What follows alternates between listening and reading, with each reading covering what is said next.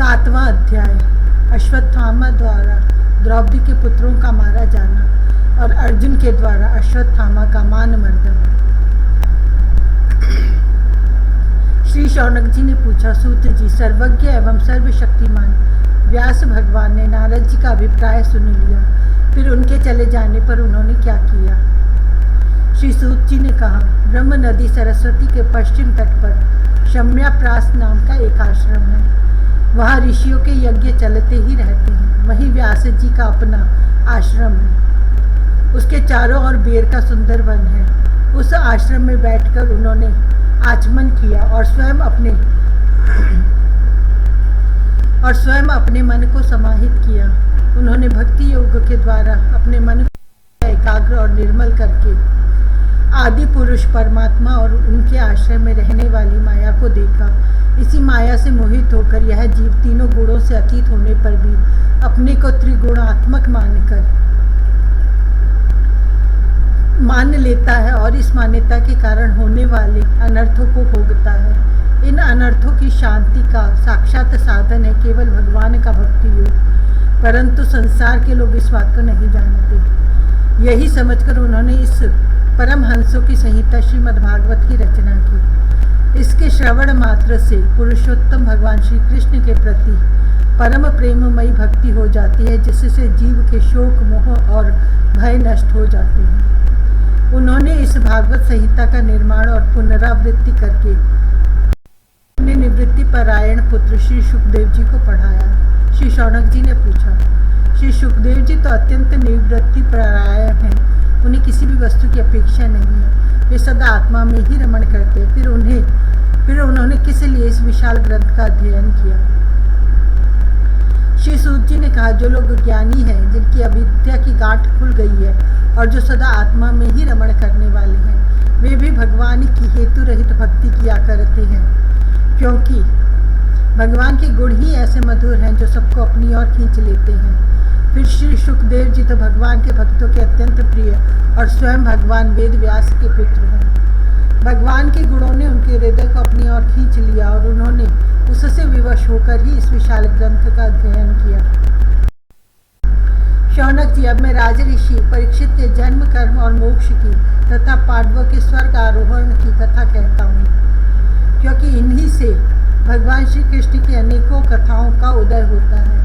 जिस समय महाभारत युद्ध में कौरव और पांडव दोनों पक्षों के बहुत से वीर गति को प्राप्त थे और भीमसेन की गदा के प्रहार से दुर्योधन की जांघ टूट चुकी थी, तब अश्वत्थामा ने अपने स्वामी दुर्योधन का प्रिय कार्य समझकर द्रौपदी के सोते हुए पुत्रों के सिर काटकर उसे भेंट किए। यह घटना दुर्योधन को भी अप्रिय ही लगी, क्योंकि ऐसे नीच कर्म की सभी निंदा करते हैं। उन बालकों की माता द्रौपदी अपने पुत्रों का निधन सुनकर अत्यंत दुखी हो गई। उसकी आंखों में आंसू छलछला आए, वह रोने लगी। अर्जुन ने उसे सांत्वना देते हुए कहा, कल्याणी, मैं तुम्हारे आंसू तब पोंछूंगा जब उस आतताई ब्राह्मण अधम का सिर गांडीव धनुष के बाणों से काटकर तुम्हें भेंट करूंगा और पुत्रों की अंत्येष्टि क्रिया के बाद तुम उस पर पैर रखकर स्नान करोगी। अर्जुन ने इन मीठी और विचित्र बातों से द्रौपदी को सांत्वना दी और अपने मित्र भगवान श्री कृष्ण की सलाह से उन्हें सारथी बनाकर कवच धारण कर और अपने भयानक गांडीव धनुष को लेकर वे रथ पर सवार हुए और गुरुपुत्र अश्वत्थामा के पीछे दौड़ पड़े। बच्चों की हत्या से अश्वत्थामा का भी मन उद्विग्न हो गया था। जब उसने दूर से ही देखा कि अर्जुन मेरी ओर झपटे हुए आ रहे हैं, तब वह अपने प्राणों की रक्षा के लिए पृथ्वी पर जहाँ तक भाग सकता था रुद्र से भयभीत सूर्य की भांति भागता रहा। जब उसने देखा कि मेरे रथ के घोड़े थक गए हैं और मैं बिल्कुल अकेला हूँ, तब उसने अपने को बचाने का एकमात्र साधन ब्रह्मास्त्र ही समझा। यद्यपि उसे ब्रह्मास्त्र को लौटाने की विधि मालूम न थी, फिर भी प्राण संकट देखकर उसने आचमन किया और ध्यानस्थ होकर ब्रह्मास्त्र का संधान किया। उस अस्त्र से सब दिशाओं में एक बड़ा प्रचंड तेज फैल गया। अर्जुन ने देखा कि अब तो मेरे प्राणों पर ही आप बनी है। तब उन्होंने श्री कृष्ण से प्रार्थना की। अर्जुन ने कहा, श्री कृष्ण, तुम सच्चिदानंद स्वरूप परमात्मा हो, तुम्हारी ही शक्ति अनंत है। आनंद स्वरूप परमात्मा हो, तुम्हारी शक्ति अनंत है। तुम ही भक्तों को अभय देने वाले हो। जो संसार की धधकती हुई आग में जल रहे हैं, उन जीवों को उससे उबारने वाले एकमात्र तुम ही हो। तुम प्रकृति से परे रहने वाले आदि पुरुष साक्षात परमेश्वर हो। अपनी चित्त शक्ति स्वरूप शक्ति से बहिरंग एवं त्रिगुणमयी माया को दूर भगाकर अपने द्वितीय स्वरूप में स्थित हो। वही तुम अपने प्रभाव से माया मोहित जीवों के लिए धर्मादि रूप कल्याण का विधान करते हो। तुम्हारा यह अवतार पृथ्वी का भार हरण करने के लिए और तुम्हारे अनन्य प्रेमी भक्त जनों की निरंतर स्मरण ध्यान करने के लिए है। स्वयं प्रकाश स्वरूप श्री कृष्ण, यह भयंकर तेज सब ओर से मेरी ओर आ रहा है। यह क्या है, कहाँ से क्यों आ रहा है, इसका मुझे बिल्कुल पता नहीं है। भगवान ने कहा, अर्जुन, यह अश्वत्थामा का चलाया हुआ ब्रह्मास्त्र है। यह बात समझ लो कि प्राण संकट उपस्थित होने से उसने इसका प्रयोग तो कर दिया, परंतु वह इस अस्त्र को लौटाना नहीं जानता। किसी भी दूसरे अस्त्र में इसको दबा देने की शक्ति नहीं है। तुम शस्त्रास्त्र विद्या को भली भांति जानते ही हो। ब्रह्मास्त्र के तेज से ही इस ब्रह्मास्त्र की प्रचंड आग को बुझा दो।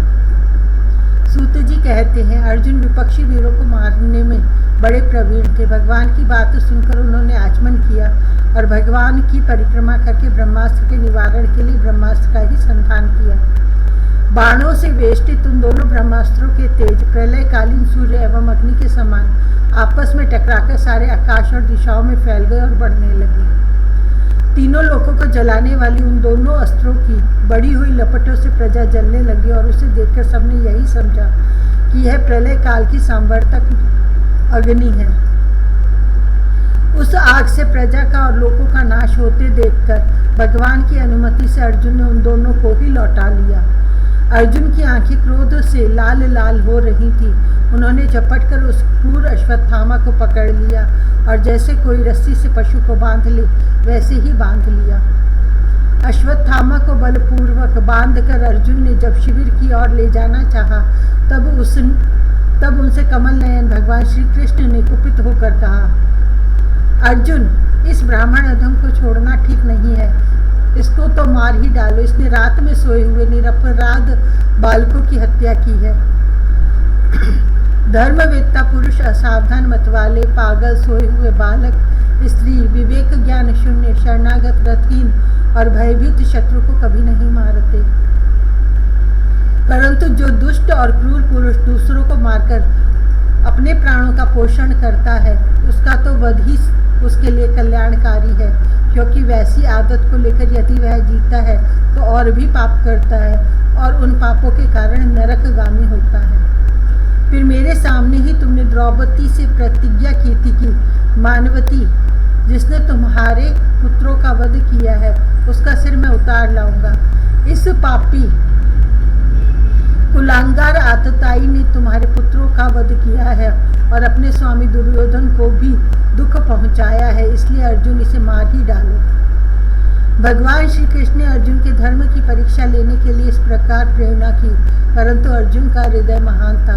यद्यपि अश्वत्थामा ने उनके पुत्रों की हत्या की थी, फिर भी अर्जुन के मन में गुरुपुत्र को मारने की इच्छा नहीं हुई। इसके बाद अपने मित्र और सारथी श्री कृष्ण के साथ वे अपने युद्ध शिविर में पहुंचे। वहां अपने मृत पुत्रों के लिए शोक करती हुई द्रौपदी को उसे सौंप दिया।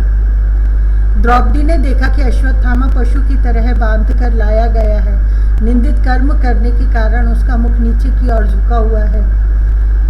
अपना अनिष्ट करने वाले गुरुपुत्र अश्वत्थामा को इस प्रकार अपमानित देखकर द्रौपदी का कोमल हृदय कृपा से भर आया और उसने अश्वत्थामा को नमस्कार किया।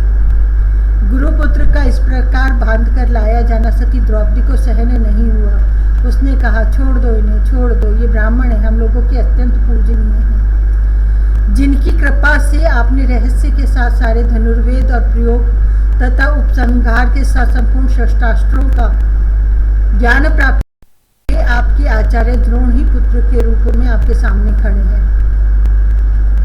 उनकी अर्धांगिनी कृपी अपने वीर पुत्र की ममता से ही अपने पति का अनुगमन नहीं कर सकी, वे अभी जीवित है। महाभाग्यवान आर्यपुत्र, आप तो बड़े धर्मज्ञ हैं। जिस गुरु वंश की नित्य पूजा और वंदना करनी चाहिए, उसी को व्यथा पहुंचाना आपके योग्य कार्य नहीं है। जैसे अपने बच्चों के मर जाने से मैं दुखी होकर रो रही हूँ और मेरे आंखों से बार बार आंसू निकल रहे हैं, वैसे ही इनकी माता पतिव्रता गौतमी न रोए। जो उच्छृंखल राजा अपनी कुकृत्यों से ब्राह्मण कुल को कुपित कर देते हैं, वह कुपित ब्राह्मण कुल उन राजाओं को सपरिवार शोकाग्नि में डालकर शीघ्र ही भस्म कर देता है। सूत जी ने कहा, शौनक आदि ऋषियों, द्रौपदी की बात धर्म और न्याय के अनुकूल थी, उसमें कपट नहीं था और समता थी। अतएव राजा युधिष्ठिर ने रानी के इन हितभरे श्रेष्ठ वचनों का अभिनंदन किया। साथ ही नकुल, सहदेव, सात्यकी, अर्जुन, स्वयं भगवान श्री कृष्ण और वहां पर उपस्थित सभी नर नारियों ने द्रौपदी की बात का समर्थन किया। उस समय क्रोधित होकर भीमसेन ने कहा, जिसने सोते हुए बच्चों को न अपने लिए और न अपने स्वामी के लिए बल्कि व्यर्थ ही मार डाला, उसका तो वध ही उत्तम है। भगवान श्री कृष्ण ने द्रौपदी और भीमसेन की बात सुनकर और अर्जुन की ओर देखकर कुछ हंसते हुए से कहा। भगवान श्री कृष्ण बोले, पतित ब्राह्मण का भी वध नहीं करना चाहिए और आतताई को मार ही डालना चाहिए। शास्त्रों में मैंने ही ये दोनों बातें कही हैं, इसलिए मेरी दोनों आज्ञाओं का पालन करो। तुमने द्रौपदी को सांत्वना देते समय जो प्रतिज्ञा की थी, उसे भी सत्य करो। साथ ही भीमसेन, द्रौपदी और मुझे जो प्रिय हो वह भी करो। सूत जी कहते हैं, अर्जुन भगवान के हृदय की बात तुरंत ताड़ गए और उन्होंने अपनी तलवार से अश्वत्थामा के सिर की मणि के साथ उतार ली। बालकों की हत्या करने से वह श्रीहीन तो पहले ही हो गया था, अब मणि और ब्रह्म तेज से भी रहित हो गया। उसके बाद उन्होंने रस्सी का बंधन खोलकर उसे शिविर से निकाल दिया। मूंड देना, धन छीन लेना और स्थान से बाहर निकाल देना, यही ब्राह्मण अधमों का वध है। उनके लिए इससे भिन्न शारीरिक वध का विधान नहीं है। पुत्रों की मृत्यु से द्रौपदी और पांडव सभी शोकातुर हो रहे थे। अब उन्होंने अपने मरे हुए भाई बंधुओं की दाह आदि अंत्येष्टि क्रिया की।